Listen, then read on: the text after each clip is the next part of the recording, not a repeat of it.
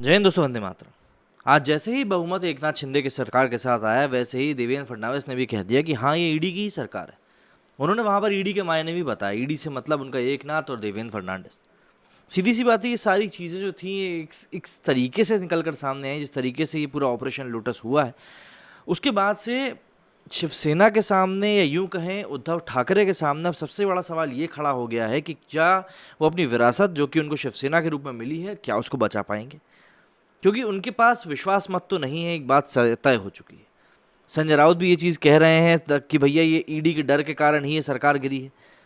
पवार साहब ने कह दिया है कि भाई 6 महीने में सरकार गिर जाएगी, तो इसीलिए चुनाव के लिए तैयार रहें। तो यहाँ कई सारी बातें हैं जो कि एक एक करके सामने आई हैं, लेकिन इन सभी चीज़ों के बीच में जो सवाल है कोर, वो यही है कि भाई शिवसेना आखिर अब किसकी है।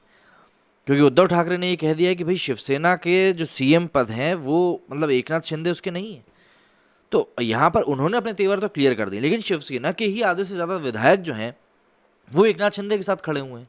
तो ये तो कुछ कहाँ लगी कहानी निकल कर सामने आ रही। तो यहाँ पर क्या होने वाला है शिवसेना में और क्या कुछ कदम ये उठा सकते हैं, उसी बारे में हम बात करने वाले हैं। महाराष्ट्र विधानसभा में एकनाथ शिंदे ने फ्लोर टेस्ट में बहुमत साबित कर दिया है। इसी के साथ ये तय हो गया है कि अब शिंदे की सरकार आगे बरकरार रहेगी। फ्लोर टेस्ट में शिंदे के पास होते ही शिवसेना प्रमुख और पूर्व मुख्यमंत्री उद्धव ठाकरे की मुश्किलें भी बढ़ गई हैं। उद्धव के हाथ से विधायक तो चले ही गए और अब पार्टी भी जा सकती है। यही नहीं, अब उद्धव ठाकरे और उनके बेटे आदित्य ठाकरे को पार्टी से बाहर का रास्ता भी दिखाया जा सकता है। एकनाथ शिंदे को बहुमत साबित करने के लिए 144 विधायकों के मत चाहिए थे। पहले फ्लोर टेस्ट ध्वनि मत के जरिए होना था, लेकिन विपक्ष के हंगामे के चलते ये हो नहीं पाया। इसके बाद विधानसभा अध्यक्ष ने हेडकाउंट के जरिए मतदान कराया। इसमें विधानसभा के एक एक सदस्य से पूछा गया कि वो किसके साथ है। इस वोटिंग में एकनाथ शिंदे के पक्ष में 164 वोट डाले गए और विपक्ष में केवल 99 वोट ही पड़े और 22 विधायक गैर हाजिर रहे। फ्लोर टेस्ट से ठीक पहले शिवसेना मतलब कि ठाकरे गुट के एनसीपी कांग्रेस गठबंधन में शामिल बहुजन विकास अघाड़ी ने आखिरी वक्त बगावत कर दी। बहुजन विकास अघाड़ी के 3 विधायकों ने शिंदे के पक्ष में वोट डाला। इसके अलावा कांग्रेस 10 विधायकों ने वोट नहीं दिया। इसमें पूर्व मुख्यमंत्री अशोक चौहान, जितेश अंतारपुकर, जिशान सिद्दीकी, प्रणति शिंदे और विजय वटेवर और कुछ एक विधायक और शामिल हैं। इसके अलावा एनसीपी के अन्ना बसांडे, संग्राम जगपात समेत कुछ अन्य विधायकों ने भी वोटिंग से दूरी ही बनाई। ऐसा नहीं कि केवल एनसीपी कांग्रेस में ही वोटिंग के दौरान विधायक अनुपस्थित रहे। शिवसेना के विधायक भी आखिर समय पर पलट गए, मतलब जो कि उद्धव ठाकरे के साथ है। उद्धव ठाकरे गुट के संतोष बांगड़ और श्याम सुंदर शिंदे ने फ्लोर टेस्ट के दौरान एकनाथ शिंदे के पक्ष में वोट डाला। वहीं शिंदे के साथ गोवा जाने वाले राहुल पाटिल और कैलाश पाटिल आखिरी समय में वापस उद्धव ठाकरे गुट में शामिल हो गए। दोनों ने शिंदे के खिलाफ वोट डाला। 30 जून को एकनाथ शिंदे ने मुख्यमंत्री पद की शपथ ली थी। इसके तुरंत बाद शिवसेना एकनाथ शिंदे गुट ने विधानसभा स्थित शिवसेना कार्यालय को सील करवा दिया। विधानसभा अध्यक्ष के चुनाव में भी भाजपा के राहुल नार्वेकर ने जीत हासिल करी। विधानसभा अध्यक्ष बनते ही राहुल नार्वेकर ने सबसे पहले शिवसेना विधायक दल के नेता अजय चौधरी और विहिप पद से सुनील प्रभु को हटा दिया। ये दोनों उद्धव ठाकरे गुट के थे। इनकी जगह एकनाथ शिंदे को विधायक दल के नेता के रूप में मान्यता मिल गई। वहीं पार्टी विहिप के तौर पर शिंदे गुट के भरत गुगवाले को नियुक्त किया गया है। और अब फ्लोर टेस्ट में शिंदे के खिलाफ वोट डालने वाले ठाकरे गुट के विधायकों पर सदस्यता गंवाने का खतरा मंडराने लगा है। शिंदे ने कहा कि विहिप का उल्लंघन करने वाले विधायकों के खिलाफ नियमानुसार कार्रवाई की जाएगी। बता दें कि ठाकरे गुट के 16 विधायकों ने फ्लोर टेस्ट में शिंदे के खिलाफ वोट डाला है।